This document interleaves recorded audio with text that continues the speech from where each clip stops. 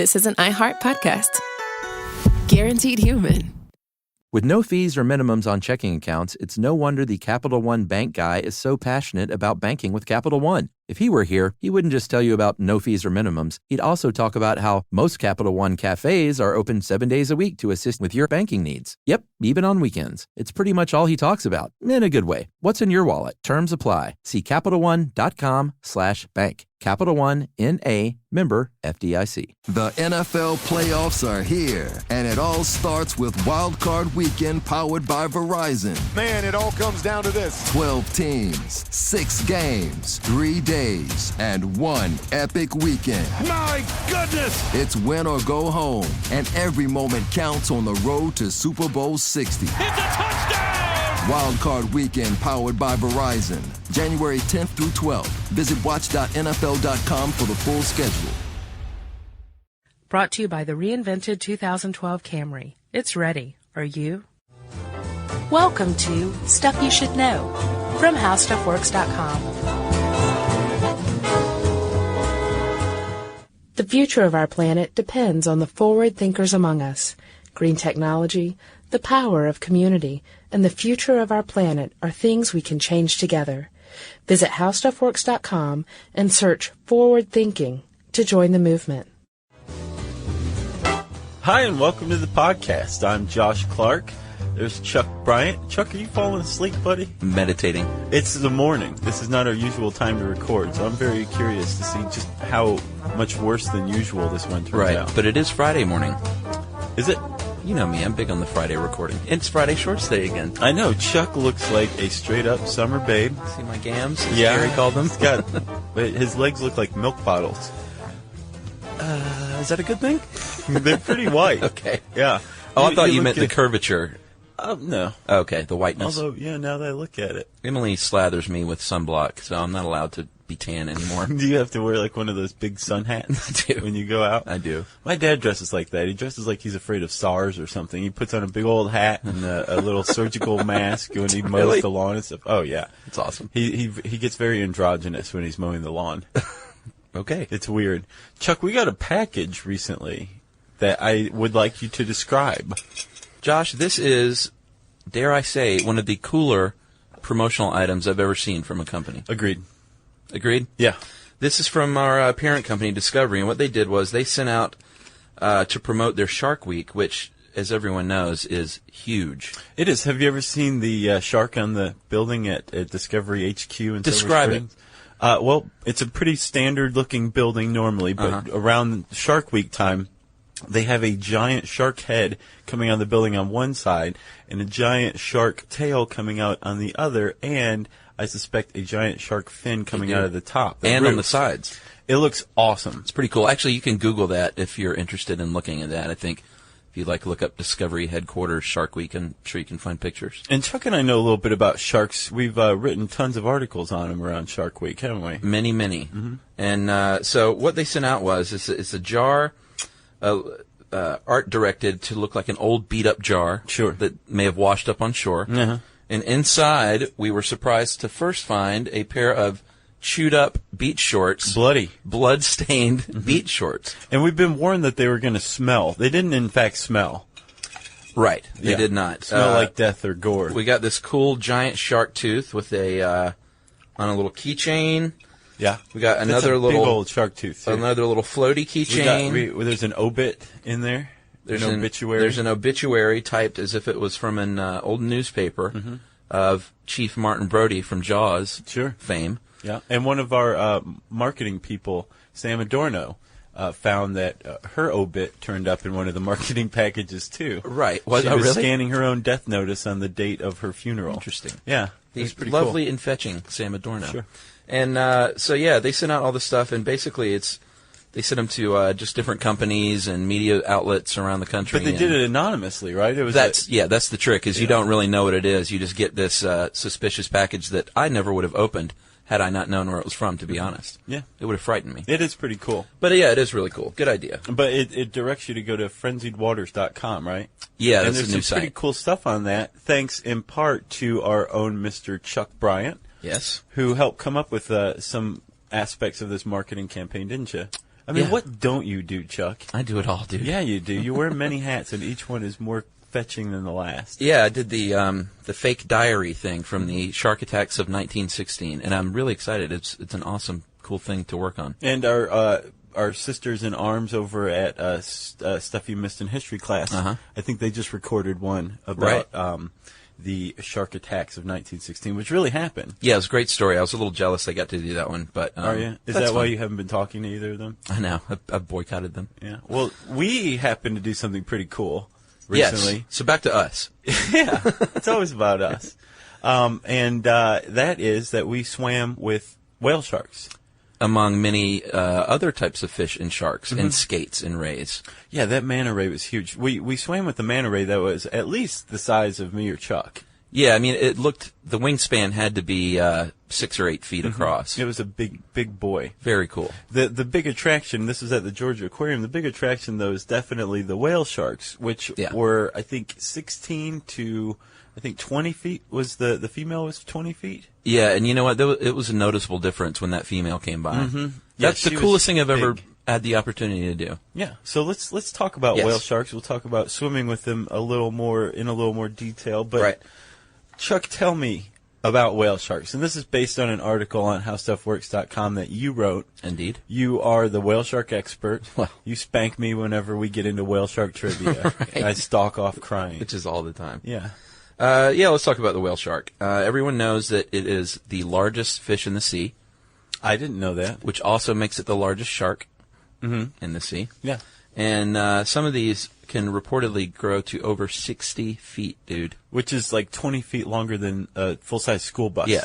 Can you imagine seeing one, the largest one we saw the other day? Can you imagine one 3 times that size? Yeah, no. I can't either. No, I mean, it's just mammoth. One of the other things that I noticed when we were swimming with them that I just found amazing, you remember the one right before we got out of the tank?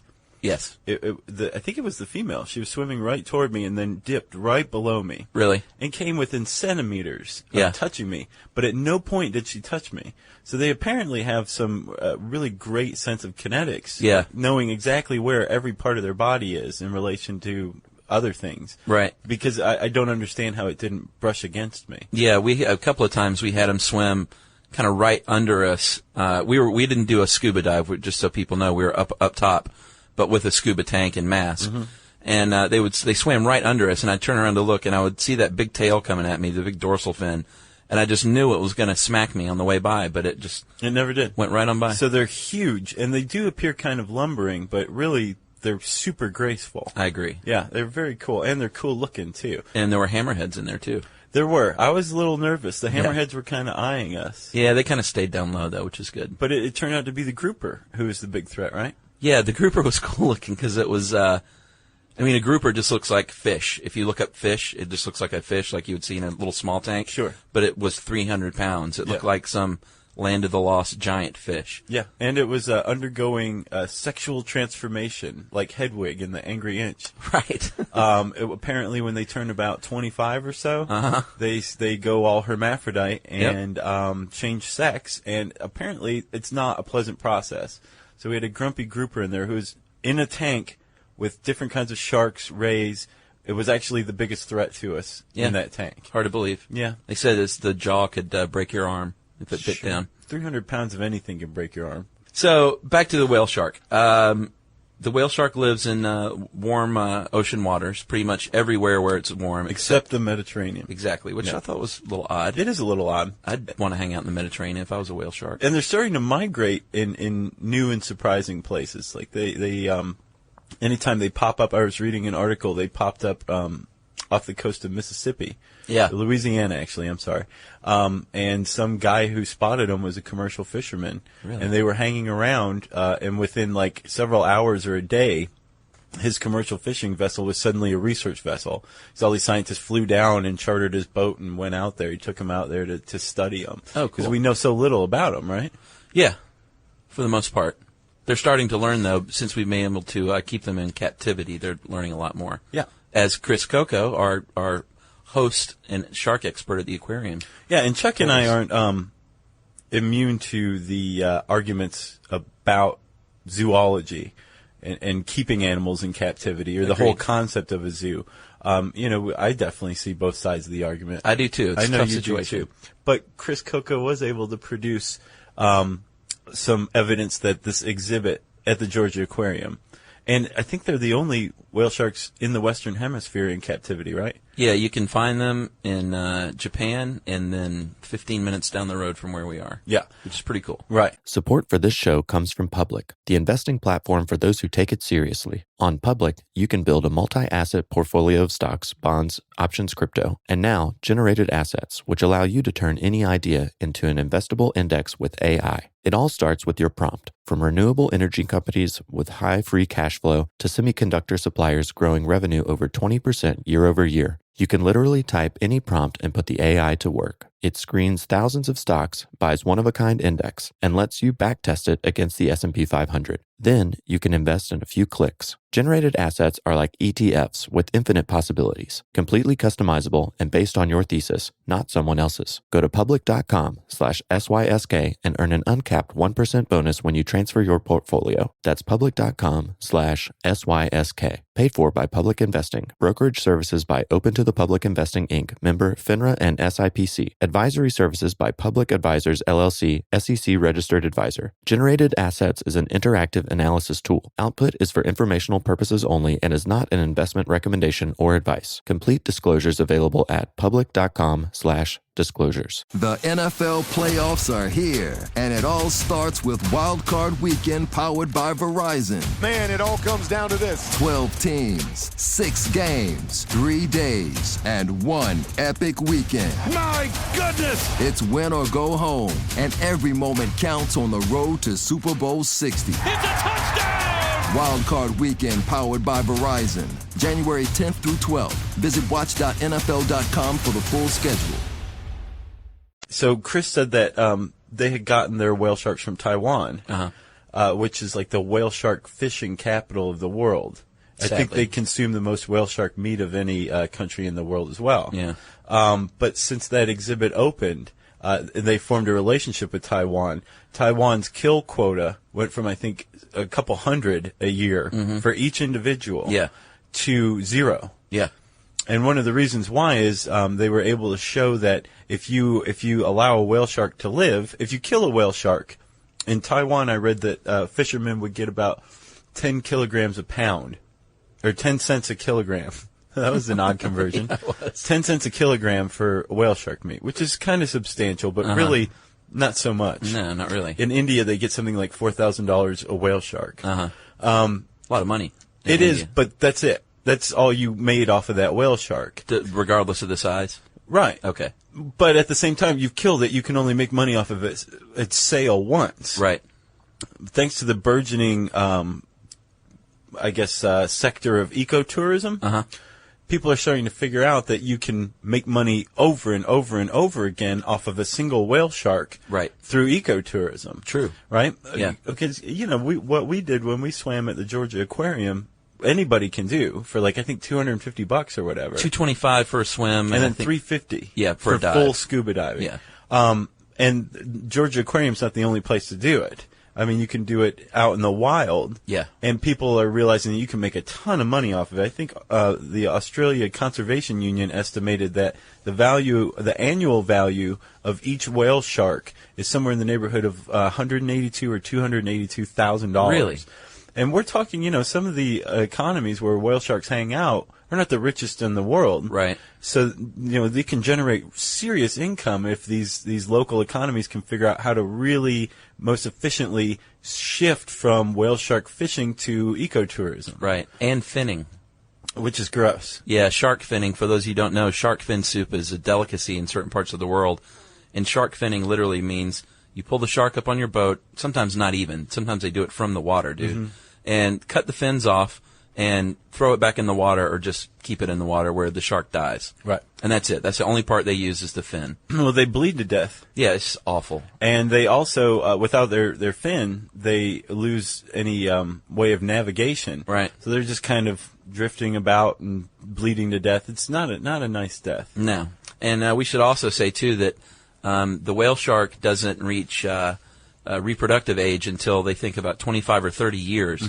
So the problem is, like a lot of animals who have a late reproductive cycle, you kill them before that time, and what's going to happen? They're not going to have shark pups. Right. It has a huge impact on the species. Big time, because they have up to like 200 and 300 pups at a time. Mm-hmm. So every shark you kill before that age, you're shorting 200 or 300 potential sharks. Right. And its biggest predator, obviously, is the human. Yeah, absolutely. It's the biggest fish in the sea. There's not a lot of comers to take on, a whale shark. Which is funny because they're so peaceful and gentle. They really are. And their diet is actually really, really light. Yeah, let's talk about that. That's cool. Okay, so they are filter feeders, right? Uh-huh. So they generally just eat plankton, which is really tiny, nearly microscopic plant and animal life, right. which is kind of is suspended in the ocean. Right. They're also surface dwellers, which Right. is where the plankton is. Yeah, and krill, too, which are like teeny little shrimps. Uh-huh. And actual little shrimp as Yeah. well. Mm-hmm. And in captivity, they also love dog food, it looked like. You remember those little brown cubes of nastiness they were feeding them? Yeah, that was a gelatin mixture that they made there at the aquarium. But for their size, they actually don't eat a lot Right. at once, but they eat constantly out in the wild, right? Yep, that's all they do. So they're drifting along with their mouth open pretty much, and the plankton goes in. Right, like a little vacuum. And then whatever can't get out of the gills gets stuck there. And what do, Chuck? Well, the gills act as like a strainer. Uh-huh.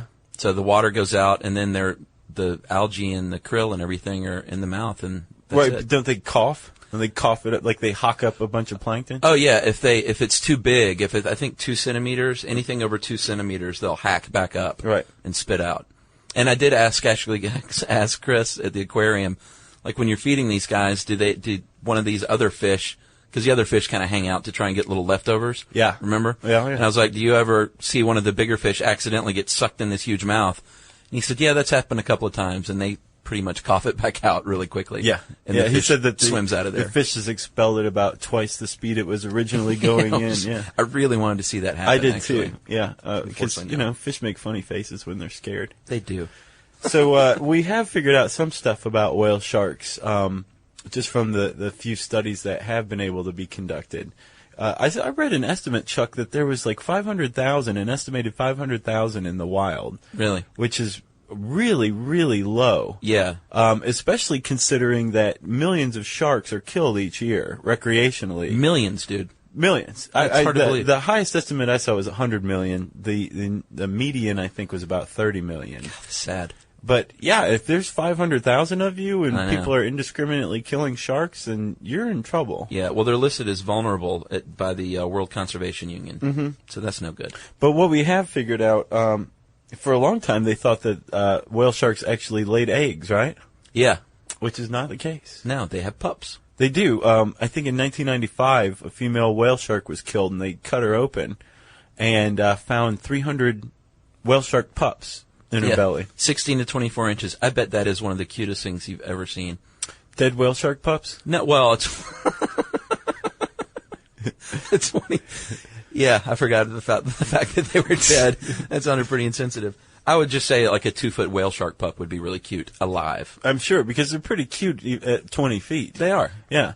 They have, their mouths are at the front of their face. Right, not under which is unusual for a shark, yeah. They're usually under. And it's just this big, wide, narrow, gaping maw. Yeah, a big square head, really. Yeah. And their eyes are real tiny and kind of on the side, and they're cute. They're big. You just want to cuddle with them. I know. I really wanted to touch one and kind of give it a hug, but they said, and we'll actually talk about this when you're swimming with fish in the wild, it's called a soft encounter. Yeah. So basically, you want to be you want to watch. You don't want to be a participant. They say. Well, anytime they got near us, we had to lay flat and still, and just let them pass by and let them check us out. Pretty cool. Yeah, but their whale sharks aren't the only things that you can have a soft encounter with, right? We can have a soft encounter with you, big boy. It would be a super soft encounter.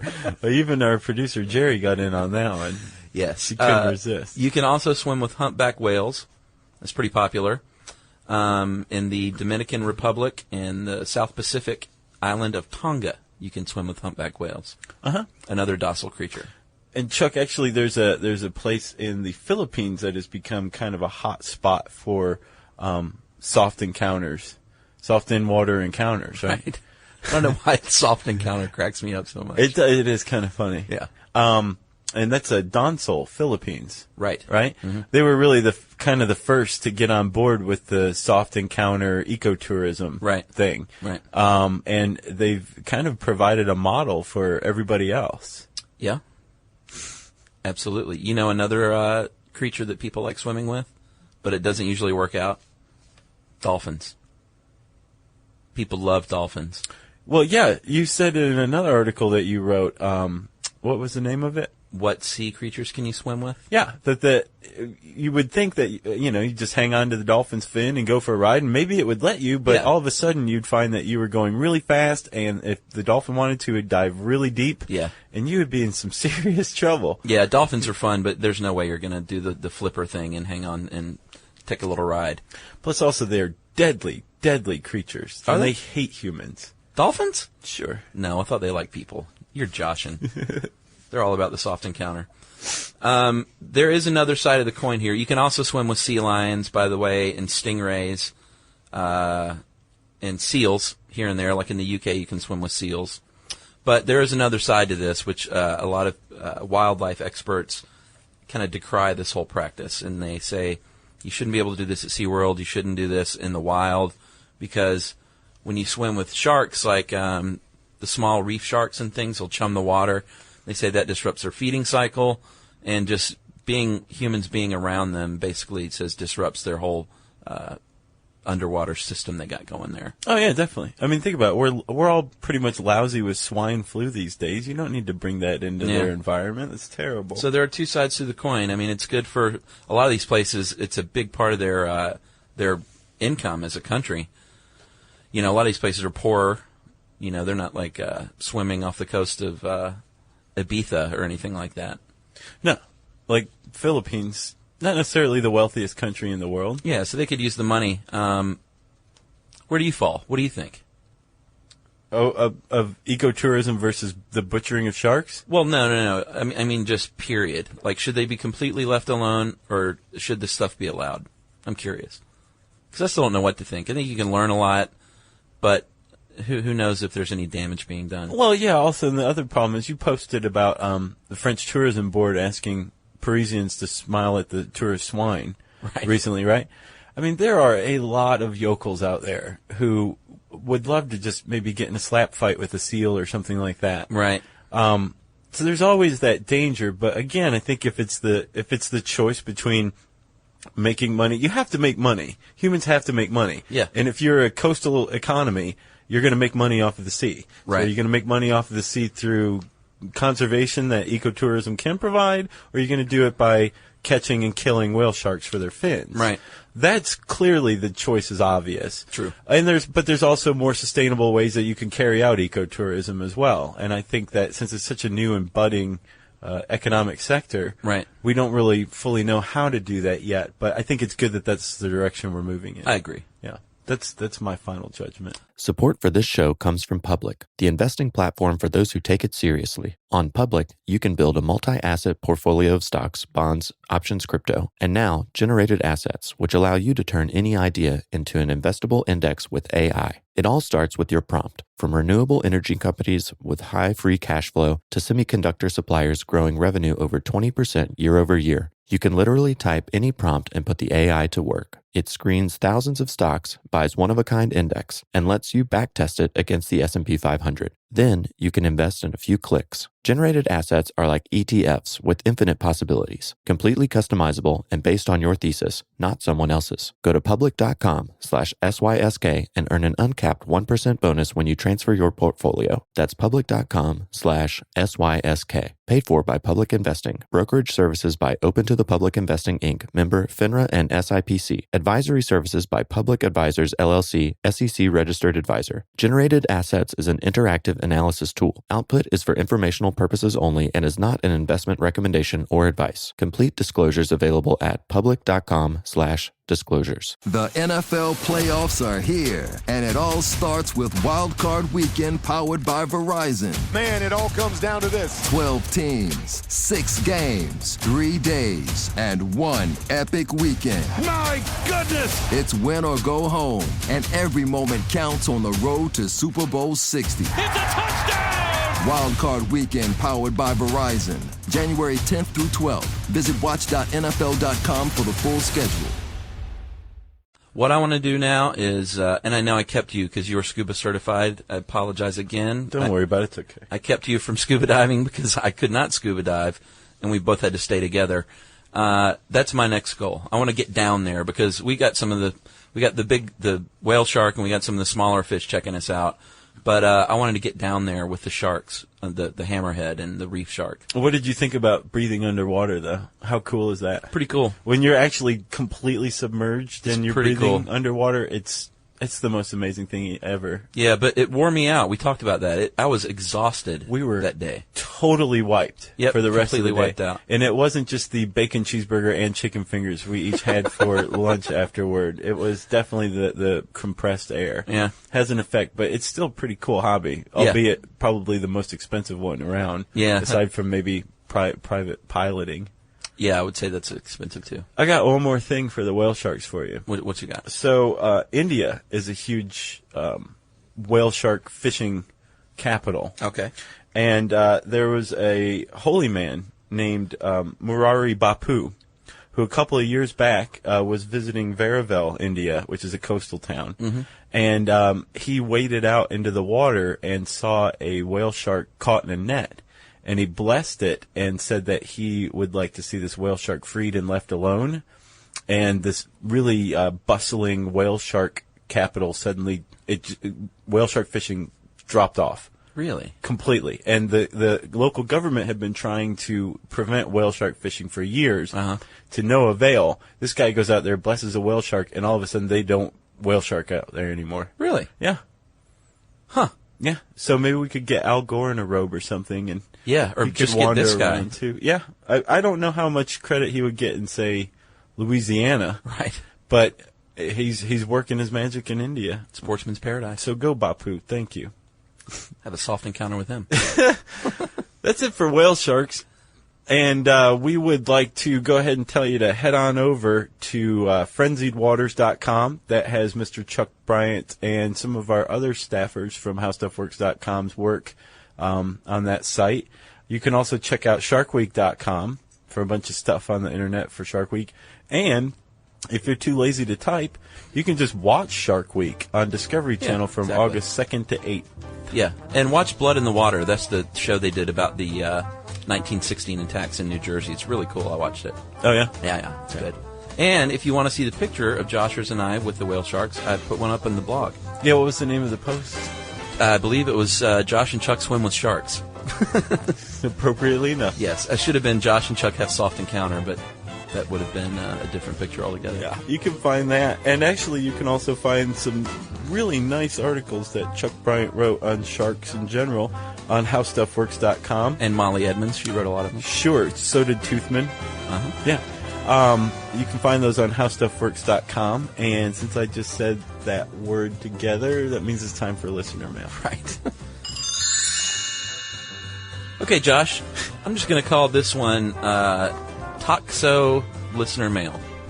And I knew, dude, that when we did the toxoplasmosis, that we would have one person that says, I've got it, and here's what it's like. Well, technically, 80% of the people who write in should say that they have it. Yeah, but this guy, all right, just let me read it to you. This is from Josh. Oh, is this my life as a toxo fetus? Yeah. Okay. Just listened to your toxoplasmosis podcast, and it blew my mind. Or maybe my mind was broken already since I was born with the parasite. My mother grew up on a farm that was lousy with barn cats and often had the duty of changing the household litter box. When she was pregnant and I was an early-term fetus, her doctor told her that she had high levels of toxoplasmosis, and the test suggested that her baby, me, would likely have severe birth defects, including, I am not making this up, the failure to develop a head. Awesome. Obviously, such a fetus would be stillborn, and the doctor recommended that my mother consider her options, including an early-term abortion. My mom stuck it out until her first ultrasound and a number of subsequent tests suggested that I did indeed have a head. So, yeehaw. The doctor still warned of the possible mental handicaps, including mental retardation, but my eventual birth and years of elementary school tests proved him wrong once again. So, I suppose the takeaway from your listener is, if you're a pregnant woman with toxoplasmosis, don't give up hope, because your baby just might pull through and have a head after all. Listening to your podcast, I found that many of the associated behaviors of toxoplasmosis hosts fit our situation. My mother is indeed warm and open-hearted, and I am kind of a stubborn and dogmatic jerk. I don't have any fondness for cats. However, I wouldn't diagnose myself as schizophrenic, though two of my other personalities would disagree. Josh is a funny guy. Hey, Josh. I very much enjoyed the podcast and hope you're both enjoying the Georgian summer heat. We are not, in fact, Josh, at all. Yeah, that was from Josh. It's nasty here. Who is a PhD candidate at the Department of Natural Resource Science at the University of Rhode Island. Thanks, Josh, and good luck to you on your doctoral candidacy. Also, we got a bunch of emails, Chuck, from people who wanted to know how they could be diagnosed or not diagnosed with toxoplasmosis. And from what I understand, it's just a simple blood test to check for antibodies that develop to ward off the toxoplasmatic cysts. Right, at your local CVS under the toxoplasmosis aisle. Right. Not true. Or at Jimmy's bait shop and blood test galore. Right. He serves up live bait, toxoplasmosis test, and espresso. Have you seen that place in Decatur it says live bait, pets, taxes? Really? Yeah. Interesting. They sell live bait and do taxes. Right. It's pretty cool. And make you an espresso. Sure. If you want to talk to Chuck and I about any possible developmental diseases that you're in danger of having as a fetus, you can send us an email to stuffpodcast@howstuffworks.com. For more on this and thousands of other topics, visit howstuffworks.com. Want more How Stuff Works? Check out our blogs on the howstuffworks.com homepage. Because you listen to this podcast, you're probably a forward thinker, interested in topics like green technology, community, renewable resources, and the future of the world as we know it. Are we right? If so, go to howstuffworks.com and search Forward Thinking to find out more. Brought to you by the reinvented 2012 Camry. It's ready. Are you? At CVS, it matters that we're not just in your community, but that we're part of it. It matters that we're here for you when you need us, day or night. And we want everyone to feel welcomed and rewarded. It matters that CVS is here to fill your prescriptions and here to fill your craving for a tasty and, healthy snack. At CVS, we're proud to serve your community because we believe where you get your medicine matters. So visit us at cvs.com or just come by our store. We can't wait to meet you. Store hours vary by location. The NFL playoffs are here, and it all starts with Wild Card Weekend powered by Verizon. Man, it all comes down to this. 12 teams, 6 games, 3 days, and one epic weekend. My goodness! It's win or go home, and every moment counts on the road to Super Bowl 60. It's a touchdown! Wild Card Weekend powered by Verizon. January 10th through 12th. Visit watch.nfl.com for the full schedule. This is an iHeart podcast. Guaranteed human.